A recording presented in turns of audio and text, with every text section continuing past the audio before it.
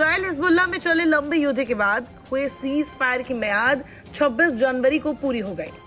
समझौते के तहत इजराइल को 60 दिनों के अंदर लेबनानी गांव से अपनी सेनाएं हटानी थी, लेकिन इजराइल ने कुछ क्षेत्र पर अभी तक अपना कब्जा जमाए रखा है। इजरायली सेना का कहना है कि लेबनानी सेना गांव पर अपने कंट्रोल में देरी कर रही है, इसीलिए उसकी सेनाएं वहां है, क्योंकि इजराइल को डर है कि यहाँ फिर हिजबुल्लाह कंट्रोल न जमा ले।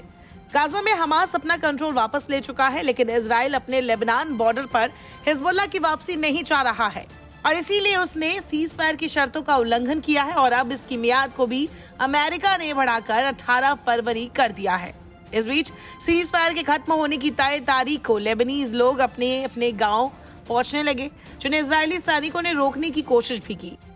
सीज फायर डेडलाइन के 60 दिन पूरे होने के बाद लेबनीज लोगों ने सेना के पीछे हटने का इंतजार किए बिना अपने गांव को लौटना शुरू किया, जिसके बाद इजरायली सेना ने गोलियां भी चलाई। लेबनान के स्वास्थ्य मंत्रालय के मुताबिक इजरायली बलों ने उन लोगों पर हमला किया जब वो उन स्थानों पर एंट्री करने की कोशिश कर रहे थे जो अभी भी इजराइल के कब्जे में थे। इसमें महिलाएं भी मारी गई, जबकि घायलों में महिलाएं, बच्चे और एक पैरामेडिक भी शामिल थे। लेबनानी सेना ने कहा कि एक अपने सैनिक की इजरायली गोलीबारी में मौत हो गई, जबकि एक अन्य घायल हुआ है।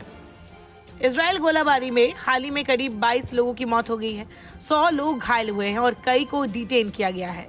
तनाव बढ़ने के बाद व्हाइट हाउस ने सीज फायर की डेडलाइन को 18 फरवरी तक के लिए बढ़ा दिया है। अपने घरों को लौट रहे लेबनानी नागरिक इजरायली टैंक और सेना के सामने निहत्थे ही डट गए और सेना को पीछे हटाने के लिए खुद आगे बढ़ने लगे। वापस लौट रहे नागरिकों की गाड़ियों पर हिजबुल्लाह लेबनान के झंडे लगे दिखाई दे रहे हैं। ऐसे तमाम वीडियो सोशल मीडिया पर वायरल भी है। एक वीडियो में एक महिला इजरायली सैनिकों के सामने खड़ी है। इजरायली सेना उन पर हमले कर रहे हैं, लेकिन वो महिला डटकर टैंक के सामने ही खड़ी रहती है। लेबनानी नागरिकों और लेबनानी सेना दोनों के शहरों में प्रवेश करने के बाद कई गांवों से इजरायली सेना वापस चली गई, फिर भी इजरायली सेना कुछ गांवों में अब भी मौजूद है।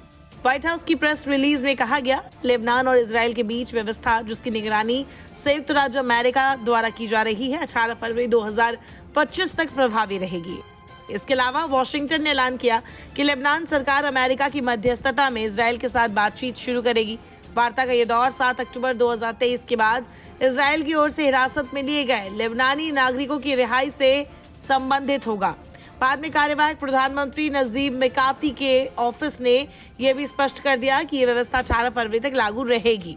मिकाती के ऑफिस ने कहा कि प्रधानमंत्री ने दक्षिण में नवीनतम घटनाक्रम पर संसद अध्यक्ष नबी बेरी और राष्ट्रपति जोसेफ ऑन से अमेरिकी अधिकारियों के साथ वार्ता के परिणामों पर चर्चा की है। सीज फायर समझौता जो अमेरिका और फ्रांस द्वारा मध्यस्थता किया गया और 14 महीनों तक चले संघर्ष को समाप्त किया, में इजरायली सैनिकों की वापसी और दक्षिणी लेबनान से हिजबुल्लाह लड़ाकों और उनके हथियारों को हटाने की शर्त थी।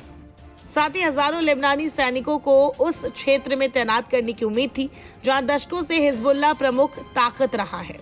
बीते शुक्रवार को इजरायल के प्रधानमंत्री कार्यालय ने कहा है कि युद्ध विराम समझौते में उल्लेखित इजरायली सैनिकों की वापसी, लेबनानी सेना द्वारा दक्षिणी लेबनान में तैनाती और समझौते को पूरी तरह से और प्रभावी रूप से लागू करने की शर्तों पर आधारित है, जबकि हिजबुल्लाह को लितानी नदी जो लेबनान और इजरायल के अनौपचारिक सीमा जिसे ब्लू लाइन कहा जाता है से लगभग 30 किलोमीटर दूर है के पार हटना होगा। बयान में यह भी कहा गया, चूंकि युद्ध विराम समझौते को लेबनानी राज्य द्वारा पूरी तरह से लागू नहीं किया गया है, इसलिए धीरे धीरे सैनिकों की वापसी की प्रक्रिया जारी रहेगी और ये पूरी तरह से अमेरिका के साथ समन्वय में होगी। हाल ही के दिनों में हिजबुल्लाह के टीवी चैनल अल मनार ने लोगों को दक्षिण में लौटने के लिए उकसाया भी था और कुछ स्थानों पर काफिलों ने हिजबुल्लाह का पीला और हरा झंडा लहराया। इजरायली सैनिकों की उपस्थिति लेबनान में कई लोगों के लिए चिंता का कारण बन सकती है, क्योंकि इजरायल ने 1982 से 2000 तक लेबनान के दक्षिणी हिस्से पर 18 साल तक कब्जा किया था।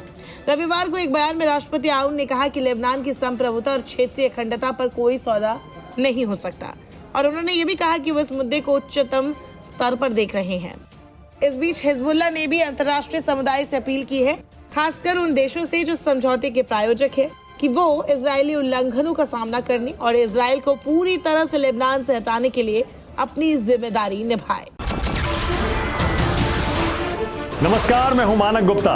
अगर आपको हमारा ये वीडियो पसंद आया हो तो इसे लाइक और शेयर जरूर करें और हाँ, हमें सब्सक्राइब और फॉलो करना ना भूलें ताकि आप देश और दुनिया की कोई खबर मिस ना करें। तो जुड़े रहिए हमारे साथ और देखते रहिए न्यूज़ 24।